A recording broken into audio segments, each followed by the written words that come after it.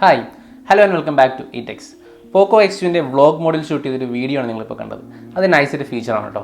ഇവൻ്റെ അൺബോക്സിങ്ങും ഫസ്റ്റ് ലുക്കൊക്കെ നമ്മൾ കണ്ടതാണ്. സോ ഇന്ന് ഞാൻ എത്തിയിരിക്കുന്നത് ഒരു 2 വീക്സിന് ശേഷമുള്ള ഒരു പോക്കോ X2 ഡീറ്റെയിൽ റിവ്യൂ ആയിട്ടാണ്. So let's get to the video.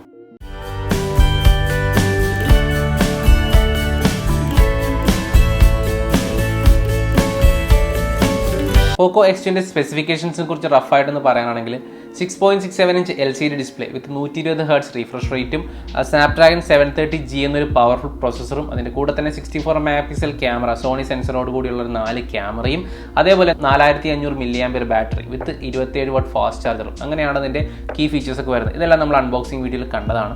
ഇന്ന് നമ്മളിപ്പോൾ അതിൻ്റെ ഓരോ ഫീച്ചറും കൃത്യമായിട്ട് ഡീറ്റെയിൽ ആയിട്ടൊന്ന് ചെക്ക് ചെയ്യാൻ പോവുകയാണ്.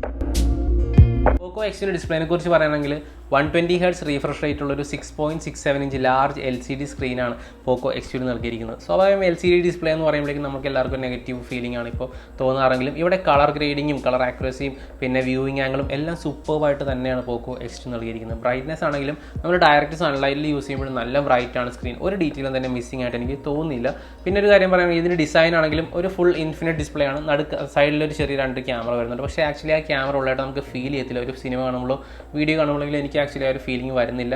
പിന്നെ അഥവാ ഫീൽ ചെയ്താലും നമുക്ക് ആ നോച്ച് അതങ്ങ് ഹൈഡ് ചെയ്തിടാം. വലിയ ഡിസ്പ്ലേ ആയതുകൊണ്ട് തന്നെ നമുക്ക് ആ ഒരു ഡിസ്പ്ലേ അത്രയും പോയതായിട്ടൊന്നും നമുക്കത് ഫീൽ ചെയ്യുന്നില്ല. അപ്പോൾ ആ ഒരു കാര്യത്തിൽ സൂപ്പർവായിട്ട് തന്നെ എനിക്ക് തോന്നി. പിന്നെ റിയൽമിയുടെ XTയുടെ ആമലോഡ് ഡിസ്പ്ലേ ആയിട്ട് ഞാൻ ഒന്ന് കമ്പയർ ചെയ്ത് നോക്കിയത്. അങ്ങനെ കമ്പയർ ചെയ്തിട്ട് എനിക്ക് ഇഷ്ടപ്പെട്ട ആക്ച്വലി ഈ ആമലോഡ് ഡിസ്പ്ലേയെക്കാട്ടി ഇഷ്ടപ്പെട്ടത് ഈ LCD ഡിസ്പ്ലേ തന്നെയാണ്. അതുകൊണ്ട് തന്നെ ആമലോഡ് ആയിട്ട് കമ്പയർ ചെയ്യാൻ പറ്റുന്ന ഡിസ്പ്ലേ ആണ് പോക്കോ X2 നൽകിയിരിക്കുന്നത്. അത് മാത്രമല്ല 120 ഹെർട്സിനെ കുറിച്ച് പറയുകയാണെങ്കിൽ 120 ഹെർട്സ് അത്യാവശ്യം യൂസ്ലെസ് ആയിട്ട് തന്നെ എനിക്ക് തോന്നി. ഞാൻ ആദ്യമേ പറഞ്ഞിരുന്നു നമ്മൾ ഈ ഒരു സ്ക്രോളിങ്ങിനാണ് 120 ഹെർട്സ് 60 ഹെർട്സ് വ്യത്യാസം മനസ്സിലാകുന്നത്. ഒരു 1 വീക്ക് 2 വീക്ക് യൂസിന് ശേഷം നമുക്ക് ആ ഒരു വ്യത്യാസം നമുക്ക് മനസ്സിലാവുന്നില്ല. പക്ഷേ ടച്ച് സെൻസിറ്റിവിറ്റി സൂപ്പറായിട്ട് തന്നെയാണ് പോക്കോ X2 കൊടുത്തിരിക്കുന്നത്. നമ്മൾ PUBG കളിക്കുമ്പോഴേ നമുക്കത് വന്നിട്ട് മനസ്സിലാവും. നല്ല ടച്ച് സെൻസിറ്റിവിറ്റിയാണ് കൊടുത്തിരിക്കുന്നത്. പിന്നെ എനിക്കൊരു നെഗറ്റീവായിട്ട് തോന്നിയെന്ന് പറഞ്ഞാൽ രാത്രി സമയങ്ങളിൽ നമ്മൾ യൂസ് ചെയ്യുമ്പോഴേക്കും ഡാർക്ക് അറ്റ്മോസ്ഫിയർ ആണെങ്കിൽ നമ്മൾ ഈ ബ്രൈറ്റ്നസ് ഫുള്ള് കുറച്ചിട്ടാലും നമുക്ക് അത്യാവശ്യം ബ്രൈറ്റ് ആയിട്ട് തന്നെ സ്ക്രീൻ നിൽക്കുന്നുണ്ട്. അതുകൊണ്ട് തന്നെ കണ്ണിൽ അത്യാവശ്യം ലൈറ്റ് അടിക്കുന്നതുകൊണ്ട് തന്നെ നമുക്ക് കണ്ണിൻ്റെ ഒരു സ്ട്രെയിൻ വരുന്നതായിട്ട് എനിക്ക് തോന്നി. അപ്പോൾ ആ ഒരു കാര്യത്തിൽ എനിക്കിതൊരു നെഗറ്റീവ് തോന്നി പോക്കോ X2 കാര്യത്തിൽ.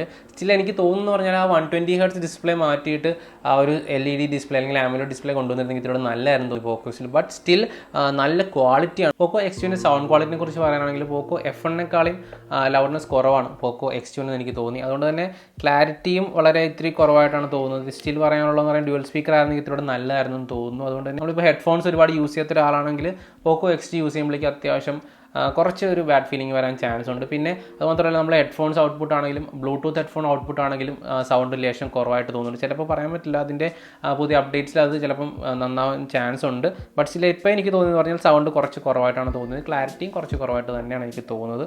പക്ഷേ കോൾ വിളിക്കുന്ന സമയത്തൊന്നും ആ ഒരു വിഷയം നമുക്ക് ഫീൽ ചെയ്യുന്നില്ല. പാട്ട് കേൾക്കുമ്പോൾ അല്ലെങ്കിൽ ഒരു മീഡിയ പ്ലേയിങ്ങിൻ്റെ സമയത്താണ് നമുക്ക് ആ ഒരു ഫീൽ വരുന്നത്. സ്നാപ്ഡ്രാഗൺ 730G എന്നൊരു പ്രോസസ്സറാണ് പോക്കോ X2 നൽകിയിരിക്കുന്നത്. G4 ഗെയിമിംഗ് തന്നെയാണ്, ഒരു ഡൗട്ടും ഇല്ല. കാരണം വെച്ചാൽ PUBG പോലുള്ള ഹൈ എൻഡ് ഗെയിംസ് ഞാൻ കളിച്ചപ്പോഴേക്കും സൂപ്പർ സ്മൂത്ത് ആയിട്ട് തന്നെയാണ് തോന്നുന്നത്. വലിയ ഹീറ്റിംഗ് ഒന്നും തന്നെ തോന്നിയില്ല. നമ്മൾ ഗെയിമിങ്ങിനാണെങ്കിൽ പറ്റിയ ഫോൺ തന്നെയാണ് പോക്കോ X2 എന്ന് പറഞ്ഞാൽ അതിലൊരു ഡൗട്ടും ഇല്ല. കാരണം PUBG കളിക്കുമ്പോഴാണെങ്കിലും ഈ ഒരു ടച്ച് സെൻസിറ്റിവിറ്റിയും ഈ ഒരു പ്രോസസ്സറും കൂടി വന്നപ്പോഴേക്കും നല്ല രീതിയിൽ തന്നെയാണ് ആ ഒരു ഗെയിമിംഗ് ആക്ടിവിറ്റി കൺട്രോൾ ചെയ്യുന്നത്. പിന്നെ 6GB 8GB അങ്ങനെ 2 റാം വേരിയൻസും വരുന്നുണ്ട്. റാം മാനേജ്മെൻറ്റ് പറയുകയാണെങ്കിൽ വളരെ സൂപ്പർവായിട്ട് തന്നെ ചെയ്യുന്നുണ്ട്. കാരണം വെച്ചാൽ നമ്മളൊരു ആപ്പ് ക്ലോസ് ചെയ്ത് പിന്നെ അത് റീലോഞ്ച് ചെയ്യുന്ന സമയത്ത് ഒരുപാട് ലോഡിംഗ് ഒന്നും വരുന്നില്ല. നമ്മൾ F1S ആയിട്ടുള്ള സ്പീഡ് കമ്പാരിസനൊക്കെ നമ്മൾ കണ്ടതാണ്. അപ്പോൾ അത് വെച്ച് നോക്കുമ്പോഴാണെങ്കിൽ സൂപ്പർബിലി തന്നെയാണ് റാം മാനേജ്മെൻറ്റ് ചെയ്തിരിക്കുന്നത്. ആദ്യം നന്നായിട്ട് തന്നെ കളിക്കുന്ന സമയത്ത് ഞാനിപ്പോൾ വൈഫൈ യൂസ് ചെയ്തും മൊബൈൽ ഡേറ്റ യൂസ് ചെയ്തും ഗെയിം കളിച്ച് നോക്കി. ആ ഒരു സമയത്തൊന്നും വലിയ ഹീറ്റിംഗും വരുന്നില്ല. അതുകൊണ്ട് തന്നെ ഗെയിമിംഗ് എക്സ്പീരിയൻസിനാണെങ്കിൽ സൂപ്പർവാണ്. പിന്നെ 6GB 128 8GB ആ ഒരു നോക്കുമ്പോഴേക്കും 6GB തന്നെ ധാരാളമാണ്. ഗെയിമിംഗ് ആണെങ്കിൽ കൂടി 6GB തന്നെ ധാരാളമാണ്. പക്ഷേ 128GB പർച്ചേസ് ചെയ്യാൻ ശ്രമിച്ചാൽ അത്ര നല്ലതായിരിക്കും. കാരണം വെച്ചാൽ ഇപ്പോൾ 2 വീക്സ് കഴിഞ്ഞുള്ളൂ എൻ്റെ മെമ്മറി ഫുള്ളായി എന്ന് കുറേ പ്രാവശ്യമായിട്ട് കാണിക്കുന്നുണ്ട്. അപ്പോൾ ആ ഒരു കാര്യത്തിൽ 64 വരെ 128 നിങ്ങൾക്ക് ഒരുപാട് യൂസ് ഉള്ളവരാണെങ്കിൽ 128ലേക്ക് പോകുന്നത് നല്ലതായിരിക്കും. നെറ്റ്വർക്ക് റിസപ്ഷനും കോൾ ക്വാളിറ്റി വെച്ച് നോക്കാനാണെങ്കിൽ വളരെ നല്ലൊരു നെറ്റ്വർക്ക് റിസപ്ഷനാണ് പോക്കോ X2 വരുന്നത്. കാരണം നമ്മുടെ ഇവിടെ ഏരിയയിലൊക്കെ നെറ്റ്വർക്ക് റിസപ്ഷൻ വളരെ കുറവാണ്. ഞാൻ നേരത്തെ ഉപയോഗിച്ച ഫോണുകളാണെങ്കിൽ നമുക്ക് പുറത്തിറങ്ങാതെ കോൾ വിളിക്കാൻ പറ്റാത്തൊരവസ്ഥയായിരുന്നെങ്കിൽ ഇതിൽ ആ ഒരു വിഷയം എനിക്ക് തോന്നിയിട്ടില്ല. അതുകൊണ്ട് തന്നെ സൂപ്പർ നെറ്റ്വർക്ക് റിസപ്ഷൻ വരുന്നുണ്ട്. അതേപോലെ തന്നെ കോൾ ക്വാളിറ്റി പറയുന്നത് ഡീസൻ്റ് ആണ്. ഇവിടെ ഇയർപീസ് ആണെങ്കിലും ലൗഡ് സ്പീക്കർ ആണെങ്കിലും വളരെ ഡീസൻ്റ് ആയിട്ടുള്ള സൗണ്ട് നമുക്ക് തരുന്നുണ്ട്. അതായത് നമുക്ക് ഒരുപാട് ലൗഡ് അല്ലെങ്കിലും അത്യാവശ്യം ഫീബിൾ അല്ലാത്തൊരു വോയിസ് തന്നെ ലഭിക്കുന്നുണ്ട്. പിന്നെ പറയാനാണെങ്കിൽ ഇതിൻ്റെ നെറ്റ്വർക്ക് യൂസേജ് പറയുകയാണെങ്കിൽ വളരെ കുറവാണ്. അത് എനിക്ക് തോന്നിയൊരു കാര്യമാണ്. കാരണം വെച്ചാൽ നമ്മൾ ഡേറ്റ ഉപയോഗിക്കുമ്പോഴേക്കും ഒരുപാട് ഡേറ്റ അങ്ങനെ വലിക്കുന്നില്ല. അതുകൊണ്ട് തന്നെ നമുക്ക് അത്യാവശ്യം നല്ലൊരു ഡേറ്റ ബാക്കപ്പ് ഉണ്ടെങ്കിൽ മെയിൻറ്റെയിൻ ചെയ്ത് പോകാൻ പറ്റുന്നൊരു ഫോണാണ് പോക്കോ X2 എന്ന് എനിക്ക് തോന്നുന്നു. പിന്നെ പറയുകയാണെങ്കിൽ ഇത് വോൾട്ടി എനേബിൾഡ് ആണ്. നമ്മൾ സിമ്മിൻ്റെ കാര്യം പറഞ്ഞായിരുന്നു, ഹൈബ്രിഡ് സ്ലോട്ടാണ്. അതുകൊണ്ട് അറ്റ് ടൈം 2 സിം യൂസ് ചെയ്ത് കഴിഞ്ഞാൽ മെമ്മറി കാർഡ് യൂസ് ചെയ്യാൻ പറ്റത്തില്ല. പിന്നെ ഒരു മെമ്മറി കാർഡ് ഒരു സിം അങ്ങനെയാണ് നമ്മൾ യൂസ് ചെയ്യുന്നത്. ഇത് വരുമ്പോഴേക്കും ഡ്യുവൽ വോൾട്ടി സെറ്റപ്പാണ്. പക്ഷേ വോൾട്ടിയുടെ ഒരു കാര്യം എന്ന് പറഞ്ഞാൽ വോൾട്ടി നമ്മൾ ഓണാക്കി ഇട്ട് കഴിഞ്ഞാൽ ഇവിടെ കോൾ ഡ്രോപ്പ് ഒരുപാട് ഉള്ളത് എനിക്ക് തോന്നുന്നു. നമ്മൾ കോൾ വിളിക്കുമ്പോഴേക്കും കോൾ കണക്ട് ആകാതൊരു സിറ്റുവേഷൻ വോൾട്ടി ഓൺ ആക്കിയിട്ടുള്ള എനിക്ക് തോന്നി. അതുകൊണ്ട് തന്നെ ഞാൻ വോൾട്ടി ഓഫ് ചെയ്തിട്ടിരിക്കുകയാണ്. അപ്പോൾ ആ ഒരു കാര്യത്തിൽ എനിക്ക് തോന്നിയത്. പിന്നെ തോന്നിയൊരു പ്ലസ് പോയിന്റ് എന്ന് പറഞ്ഞാൽ മൊബൈൽ നെറ്റ്വർക്കിൻ്റെ കാര്യമാണ്. മൊബൈൽ നെറ്റ്വർക്ക് എന്ന് പറഞ്ഞാൽ വളരെ കുറച്ചേ യൂസ് ചെയ്യുന്നുള്ളൂ. അതുകൊണ്ട് തന്നെ അത്യാവശ്യം ചെറിയൊരു ഡേറ്റാ പ്ലാനൊക്കെ വെച്ചാണെങ്കിൽ നമുക്ക് കൊണ്ടുപോകാൻ പറ്റുന്ന ഫോണാണ് പോക്കോ X2 എന്ന് എനിക്ക് തോന്നി. അടുത്തതായി ഇതിൻ്റെ camera 64 mega pixel main sensor ഉൾപ്പെടെ 4 ക്യാമറാസാണ് പോക്കോ X2 വരുന്നത്. ഒരു 2 mega pixel micro, 2 mega pixel depth sensor, 8 mega pixel ultra camera and 64 mega pixel main camera. അതിൽ ഇത്രയും ക്യാമറ എന്തിനാണെന്ന് ഞാനും ആലോചിച്ചിട്ടുണ്ട്. ബട്ട് 2 മെഗാ പിക്സലിൻ്റെ ആ ഒരു മൈക്രോ ക്യാമറയുടെ പെർഫോമൻസ് പറഞ്ഞാൽ അമേസിംഗ് ആണ്. അതായത് ഞാൻ ആദ്യം യൂസ് ചെയ്തപ്പോൾ എനിക്ക് അത്ര ഇഷ്ടപ്പെട്ടില്ല എന്നുണ്ടെങ്കിലും പിന്നെയാണ് നമുക്ക് മനസ്സിലായത് നേക്കഡ് ഐയിൽ കാണാൻ പറ്റാത്ത പലതും നമ്മൾ മൈക്രോ ക്യാമിൽ സൂം ചെയ്ത് നമുക്ക് കാണാൻ പറ്റും എന്ന് പറഞ്ഞാൽ ഞാനൊരു ഇമേജ് കാണിച്ചു തരാം. അത് നമുക്ക് അറിയാൻ പറ്റും. വെച്ചാൽ ഒരു പേജ് നമ്മൾ നേക്കഡ് ഐയിൽ നോക്കുമ്പോഴേക്കും ഒറ്റ കളറായിട്ട് കാണുന്നൊരു പേജാണ്. ബട്ട് അതൊരു സൂം ചെയ്ത് നോക്കുമ്പോഴേക്കും അത് ചെറിയ ചെറിയ ഡോട്ട്സ് ആയിട്ടാണ് ആ കളർ വരുന്നതെന്ന് കണ്ടപ്പോഴേക്കും ഞാൻ സത്യമായിട്ട് ഞാൻ ഞെട്ടിയ ഒരു കാര്യമാണ് ആ ഒരു മൈക്രോ ക്യാമറ ക്വാളിറ്റി എന്ന് പറഞ്ഞാൽ. അപ്പോൾ മൈക്രോ ക്യാമറ സൂപ്പറായിട്ട് തന്നെ ചെയ്തിട്ടുണ്ട്. പിന്നെ വരുന്ന ഡെപ്ത് സെൻസർ ആക്ച്വലി നമുക്ക് ഈ മെയിൻ ക്യാമറ തന്നെ ചെയ്യാനേ ഉള്ളൂ. അതെനിക്ക് പലപ്പോഴും തോന്നിയിട്ടുണ്ട്. പക്ഷേ ഡെപ്ത് സെൻസിങ് ക്യാമറ ഷൂട്ട് ചെയ്യുന്ന ഫോട്ടോസ് എന്ന് പറഞ്ഞാൽ വളരെ സൂപ്പറാണ്. നമ്മൾ ആദ്യം ഫോട്ടോ ഷൂട്ട് ചെയ്യുന്ന സമയത്ത് അത്ര ക്വാളിറ്റി നമുക്ക് തോന്നത്തില്ല എന്നുണ്ടെങ്കിലും അത് കഴിയുമ്പോഴേക്കും പ്രോസസ്സ് ചെയ്ത് വരുന്ന ഇമേജ് എന്ന് പറഞ്ഞാൽ അടിപൊളിയായിട്ടാണ് തന്നെയാണ് ഡെപ്ത് സെൻസർ വരുന്നത്. പിന്നെ ഡെപ്ത് സെൻസിങ് വരുമ്പോഴേക്കും നമുക്ക് എഡ്ജ് ഡിറ്റക്ഷനൊക്കെ അത്യാവശ്യം ഇത്തിരി ബാഡായിട്ട് തന്നെ തോന്നുന്നുണ്ട്. ബട്ട് സ്റ്റിൽ ആ ഒരു ബ്ലറിങ് ബാക്ക്ഗ്രൗണ്ട് ബ്ലറിങ് ഒക്കെ സൂപ്പറായിട്ട് തന്നെ വരുന്നുണ്ട്. നമുക്ക് ആ ബ്ലർ സ്ട്രെങ്ത് നമുക്ക് കൺട്രോൾ ചെയ്യാൻ പറ്റുന്നുണ്ട്. അപ്പോൾ 2 മെഗാ പിക്സൽ ഡെപ്ത് സെൻസറും വളരെ നല്ലൊരു ജോബാണ് ചെയ്യുന്നത്. അതേപോലെ തന്നെ അൾട്രാവൈഡ് ക്യാമറ വരുമ്പോൾ 0.6 ആണ് അതിൻ്റെ സൂം വരുന്നത്. അൾട്രാവൈഡ് ക്യാമറ നമുക്ക് വീഡിയോയും ഷൂട്ട് ചെയ്യാൻ പറ്റുന്നുണ്ട്. അതൊരു വളരെ നല്ലൊരു കാര്യമാണ്. നല്ല ഡീറ്റെയിൽ ആയിട്ട് തന്നെയാണ് അൾട്രാവൈഡ് ക്യാമറ വരുന്നത്. ബട്ട് അൾട്രാവൈഡ് ക്യാമറസ് നമ്മൾ അങ്ങനെ ഒരുപാട് യൂസ് ചെയ്യാത്തൊരു സംഭവമാണെന്ന് എനിക്ക് തോന്നുന്നു. അൾട്രാവൈഡ് ക്യാമറസ് നിങ്ങൾ ഒരുപാട് യൂസ് ചെയ്യുന്നൊരു സംഭവമാണെന്നുണ്ടെങ്കിൽ നിങ്ങളൊരു 12 മെഗാ പിക്സൽ ക്യാമറ അല്ലെങ്കിൽ 12 മെഗാ പിക്സൽ അൾട്രാവൈഡ് ഉള്ളൊരു ലെൻസ് എടുക്കുന്നതായിരിക്കും നല്ലതെന്ന് എനിക്ക് തോന്നുന്നുണ്ട്. കാരണം വെച്ചാൽ അൾട്രാവൈഡ് ആണ്, അത്രയും ഒരു ഏരിയ വരുന്നതാണ്, അത്രയും ഡീറ്റെയിൽസ് വേണ്ടതാണ്. അതുകൊണ്ട് തന്നെ 12 മെഗാ പിക്സൽ ആയിരിക്കും 8 മെഗാ പിക്സലിനെക്കാട്ടി നല്ലതെന്ന് തോന്നുന്നു. പക്ഷേ നല്ലൊരു ഏരിയയും തരുന്നുണ്ട്. ഇവിടെ ആണെങ്കിലും കളറൊക്കെ സൂപ്പറായിട്ട് തന്നെ തരുന്നുണ്ട്. വീഡിയോ എടുക്കാനാണെങ്കിൽ സൂപ്പറായിട്ട് തന്നെ അൾട്രാവൈഡ് പ്രവർത്തിക്കുന്നുണ്ട്. പിന്നെ മെയിനായിട്ട് വരുന്നത് 64 മെഗാ പിക്സൽ ക്യാമറ. ഫോട്ടോസ് എടുക്കുമ്പോഴേക്കും നമ്മൾ സാധാരണ എടുക്കുമ്പോഴേക്കും ഫോട്ടോസിലോട്ട് വരുമ്പോഴേക്കും 64 മെഗാ പിക്സലിലേക്കല്ല വരുന്നത്. പിന്നെ 64 മെഗാ പിക്സൽ എന്ന് പറയുന്ന പ്രത്യേക മോഡാണ്. 64 മെഗാ പിക്സലിലേക്ക് വരുമ്പോഴേക്കും നല്ല ഡെപ്താണ് ഫോട്ടോസിന് വരുന്നത്, നല്ല ഡീറ്റെയിൽ ആണ്. നമ്മൾ സൂം ചെയ്യുമ്പോഴേക്ക് HD പ്രിവ്യൂ എന്ന് പറഞ്ഞ് കാണിക്കുന്നതിന് നല്ല കാര്യമുണ്ടെന്ന് തന്നെ നമുക്ക് തോന്നും. കാരണം നമ്മൾ സാധാരണ എടുക്കുന്ന ഫോട്ടോയും ഈ 64 മെഗാ പിക്സൽ ഫോട്ടോയായിട്ട് വളരെ വ്യത്യാസം നമുക്ക് തോന്നുന്നുണ്ട്. എന്ന് വെച്ചാൽ സൂം ചെയ്യുമ്പോഴേക്കും ആ ഒരു ഇമേജ് ഒട്ടും ക്വാളിറ്റി നഷ്ടപ്പെടാതെ നമുക്ക് തോന്നുന്നുണ്ട്. സാധാ ഇമേജ് അത്രയും ക്വാളിറ്റി കിട്ടത്തില്ല. ബട്ട് 64 മെഗാ പിക്സലിൻ്റെ ഒരു എനിക്ക് നെഗറ്റീവായിട്ട് ഒരുപാട് കാര്യങ്ങൾ തോന്നി. ഒന്നാമത്തെ കാര്യം നമ്മൾ ഷൂട്ട് ചെയ്യുന്ന വീഡിയോ ഒന്നും തന്നെ 64 മെഗാ പിക്സലിലോ അങ്ങനെയൊന്നും അല്ല. പിന്നെ വരുന്നുള്ള ആ 64 മെഗാ പിക്സലിൽ നമുക്ക് ആ ഫോട്ടോ എടുക്കുന്ന സമയത്തൊന്ന് സൂം ചെയ്തെടുക്കാനോ അങ്ങനെയൊന്നും പറ്റുന്നില്ല എന്നൊരു കാര്യമുണ്ട്. പിന്നെ ഷെയ്ക്കിങ്ങിൻ്റെ കാര്യമാണെങ്കിൽ ഫോട്ടോസ് എടുക്കുമ്പോഴേക്കും ജസ്റ്റ് ഒന്ന് ഷെയ്ക്ക് ആയി കഴിഞ്ഞാൽ അവിടെ ആ ഫോട്ടോ ക്വാളിറ്റി വളരെ സൂപ്പറായിട്ട് നഷ്ടപ്പെടുന്നുണ്ട് എന്ന് എനിക്ക് തോന്നുന്നുണ്ട്. അതുകൊണ്ട് തന്നെ നമ്മളൊരു 5 ഫോട്ടോ എടുത്താൽ അതിൽ ഒരു 2 ഫോട്ടോ മാത്രമേ നമുക്ക് ഡിസൈറബിൾ ആയിട്ട് കിട്ടുന്നുള്ളൂ എന്നൊരു കാര്യം എനിക്ക് പോക്കോ എക്സിൽ ഫീൽ ചെയ്ത്. പക്ഷേ സൂപ്പറായിട്ട് തന്നെ നമുക്ക് ബാക്കി എല്ലാ കാര്യങ്ങളും, അതായത് ഈ ഒരു റേഞ്ചിൽ നോക്കുകയാണെങ്കിൽ എനിക്ക് തോന്നുന്നു ഞാൻ ബാക്കി ക്യാമറാസൊക്കെ കമ്പയർ ചെയ്ത് നോക്കുമ്പോഴും വളരെ സൂപ്പറാണ്. 64 മെഗാ പിക്സലിൽ നല്ലൊരു ഇമ്പ്രൂവ്മെൻറ്റ് തന്നെ പോക്കോ എക്സിൽ കാണിക്കുന്നുണ്ട്. ഞാൻ പറഞ്ഞ ഒരു കാര്യം എന്ന് പറഞ്ഞാൽ ഒരിക്കലും ഒരു മെഗാ പിക്സൽ അല്ല നമ്മളൊരു ഫോട്ടോയുടെ ക്വാളിറ്റി നിശ്ചയിക്കുന്നത്. ഫോട്ടോയുടെ ക്വാളിറ്റി നിശ്ചയിക്കുന്നത് സത്യം പറഞ്ഞാൽ അതിൻ്റെ പ്രോസസ്സിംഗ് ആണ്. ഫോട്ടോ എടുത്തു കഴിഞ്ഞുള്ള പ്രോസസ്സിംഗ് ആണ് അതിൻ്റെ ക്വാളിറ്റി നിശ്ചയിക്കുന്നത്. അതുകൊണ്ട് 64 മെഗാ പിക്സൽ എന്ന് പറയുമ്പോഴേക്കും നമ്മൾ അത്രയും പിക്സൽ വരുന്നു എന്ന് മാത്രമേ ഉള്ളൂ. ഈ ഒരു കാര്യത്തിൽ നോക്കുകയാണെങ്കിൽ നല്ല ക്വാളിറ്റി തരുന്നുണ്ട്. അതൊരു വളരെ നല്ലൊരു കാര്യമാണ്. നമ്മൾ ഇമേജ് കാണുമ്പോൾ നമുക്ക് മനസ്സിലാവും ഇത്ര സൂം ചെയ്താലും അതിൻ്റെ ആ ഒരു ക്വാളിറ്റി ഫോട്ടോയിൽ നഷ്ടപ്പെടുന്നില്ല. അതുകൊണ്ട് 64 മെഗാ പിക്സൽ നല്ലൊരു ജോബ് ചെയ്യുന്നുണ്ടെന്ന് തന്നെ പറയാം.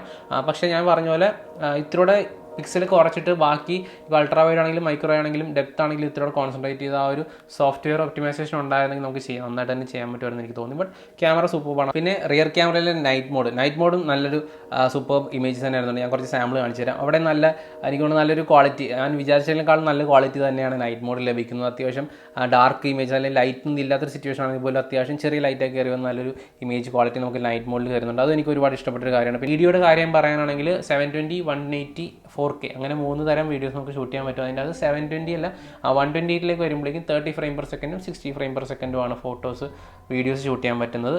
അവിടെ തന്നെ 4K വീഡിയോസിൽ വളരെ വലിയൊരു പ്രത്യേകതയുണ്ട്. കാരണം വീഡിയോ സ്റ്റെബിലൈസേഷൻ എന്ന് പറഞ്ഞാൽ സൂപ്പറാണ് 4K വരുന്നത്. ഈവൻ നമുക്കൊരു ഷോർട്ട് ഫിലിമൊക്കെ ഷൂട്ട് ചെയ്യണമെങ്കിൽ പോലും നമുക്ക് നന്നായിട്ട് തന്നെ ഷൂട്ട് ചെയ്യാൻ പറ്റും. കാരണം വെച്ചാൽ നമ്മൾ ഇവൻ നടന്നൊക്കെ പോകുമ്പോഴാണെങ്കിലും അവിടെ ആ ഒരു വ്യത്യാസം നമുക്ക് മനസ്സിലാവുന്നില്ല. നടക്കുവാണെന്നുള്ളൊരു ഷേക്കിങ് കാര്യങ്ങളൊന്നും തന്നെ വരുന്നില്ല പോക്കോ X2 വീഡിയോസിന്. അപ്പോൾ ആ ഒരു കാര്യത്തിൽ പോക്കോ X2 വളരെ മുന്നിലാണെന്ന് എനിക്ക് തോന്നി. പക്ഷേ 1080 വരുമ്പോൾ അത്യാവശ്യം ജെർക്കിങ് മനസ്സിലാവുന്നുണ്ട്. ബട്ട് അതേ സാധനം 4K വരുമ്പോഴേക്കും ആ ഒരു ഷെയ്ക്ക് വരുന്നില്ല.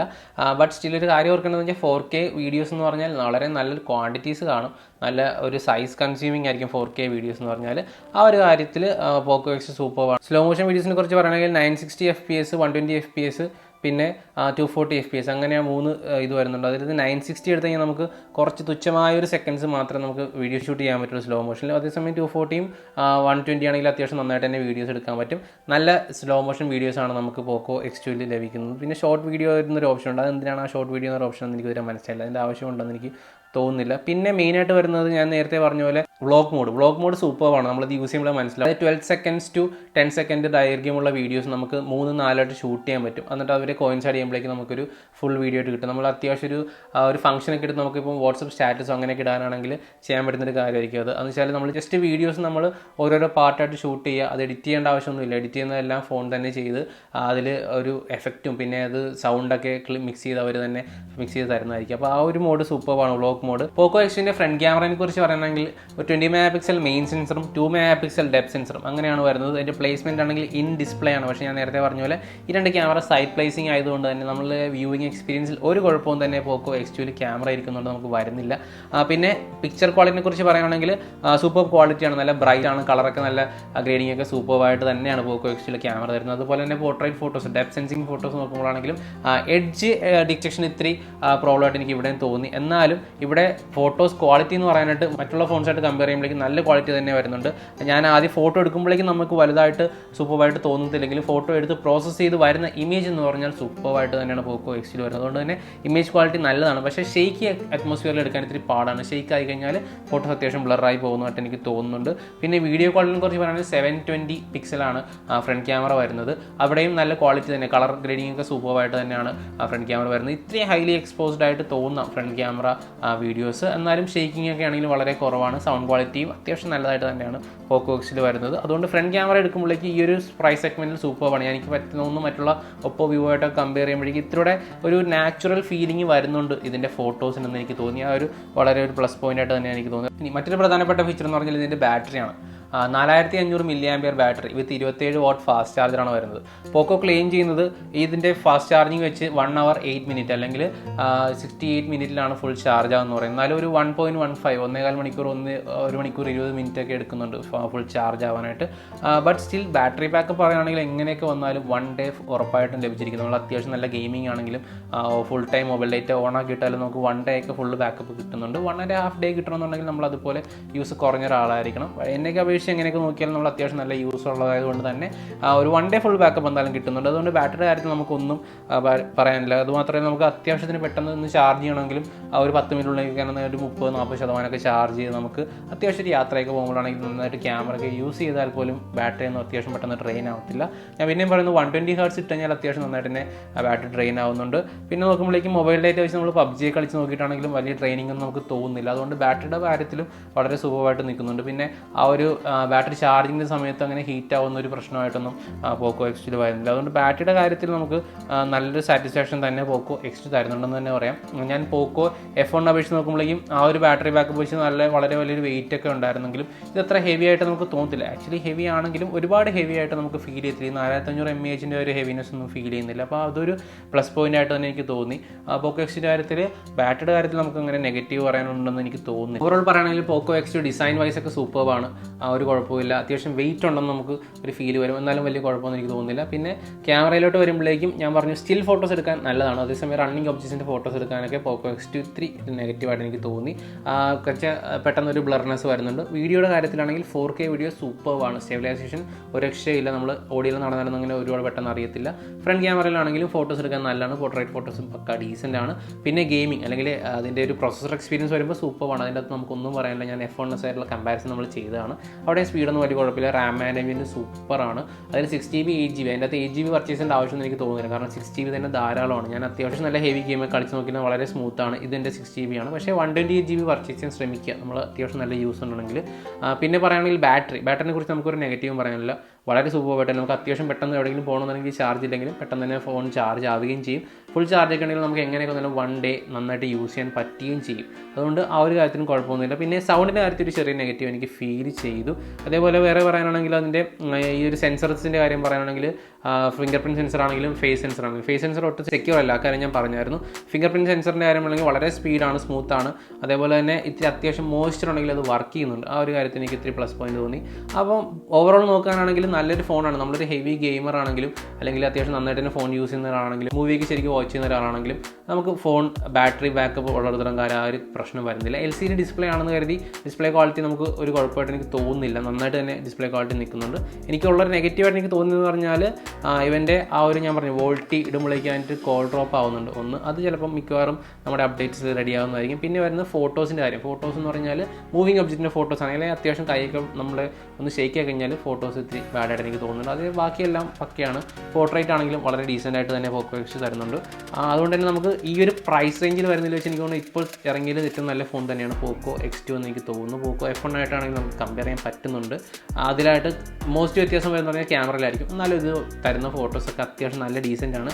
നാച്ചുറൽ ഫോട്ടോസാണ് തരുന്നത്. അതെനിക്ക് വളരെ സന്തോഷമുള്ള കാര്യമാണ്. ബാക്കി ഫോൺസൊക്കെ വെച്ച് നോക്കുമ്പോഴേക്കും ഒരുപാട് കളറും അല്ലെങ്കിൽ ബ്രൈറ്റ്നസ് ഒക്കെ ഒരുപാട് ആർട്ടിഫിഷ്യലിറ്റി കയറി വരുന്നുണ്ടെങ്കിൽ ഇവിടെ വരുന്ന ഫോട്ടോസ് എല്ലാം നാച്ചുറൽ ഫോട്ടോസാണ് വരുന്നത്. ആ ഒരു കാര്യത്തിൽ POCO X2 വളരെ നല്ല ജോലി ചെയ്യുന്നുണ്ട്. സോ ഈ ഒരു പ്രൈസ് റേഞ്ചിൽ എനിക്ക് തോന്നുന്നു ഇപ്പോൾ ഇറങ്ങി വെച്ച് നല്ലൊരു ഫോൺ POCO X2 തന്നെയാണ്. ഇതിൻ്റെ പ്രൈസ് വരുന്നത് പറഞ്ഞാൽ ഇപ്പോൾ ഇതിൻ്റെ പ്രൈസ് ഞാൻ പറഞ്ഞാണ് 6GB 64-ന് 16,000, 6GB 128 വരുമ്പോഴേക്കും 17,000, പിന്നെ 8GB വരുമ്പോഴേക്കും 19,000, 20,000 വരെ പ്രൈസ് വരുന്നുണ്ട്. എനിക്ക് തോന്നുന്നു 6GB 128GB ആയിരിക്കും ഏറ്റവും ആക്യുറേറ്റ് പർച്ചേസ് എന്ന് തോന്നുന്നു. മാത്രമല്ല ഫ്ലിപ്കാർട്ടിൽ ഇപ്പോൾ വരുന്നതെന്ന് പറഞ്ഞാൽ ഫ്ലാഷ് സെയിലാണ് വരുന്നത്. അങ്ങനെ പർച്ചേസ് ചെയ്യാൻ പറ്റുന്നുണ്ട്. പർച്ചേസ് എന്ന് പറഞ്ഞാൽ ഒരു നഷ്ടവും ഇല്ല. നല്ലൊരു ഫോൺ തന്നെയാണ് POCO X2 എന്ന് എനിക്ക് ഉറപ്പ് തരാം. സോ അതായിരുന്നു POCO X2ൻ്റെ എൻ്റെ ഭാഗത്തു നിന്നുള്ളൊരു ഡീറ്റെയിൽ റിവ്യൂ. ഞാൻ എന്തെങ്കിലും മിസ് ചെയ്തിട്ടുണ്ടെന്ന് തോന്നിയിട്ടുണ്ടെങ്കിൽ അല്ലെങ്കിൽ എന്തെങ്കിലും ഡൗട്ട് ഉണ്ടെങ്കിൽ തീർച്ചയായും കമൻറ്റ് സെക്ഷനിൽ ചോദിക്കുക. സോ ഇനി അടുത്ത വീഡിയോയിൽ കാണാം. Stay safe and subscribe. Thank you.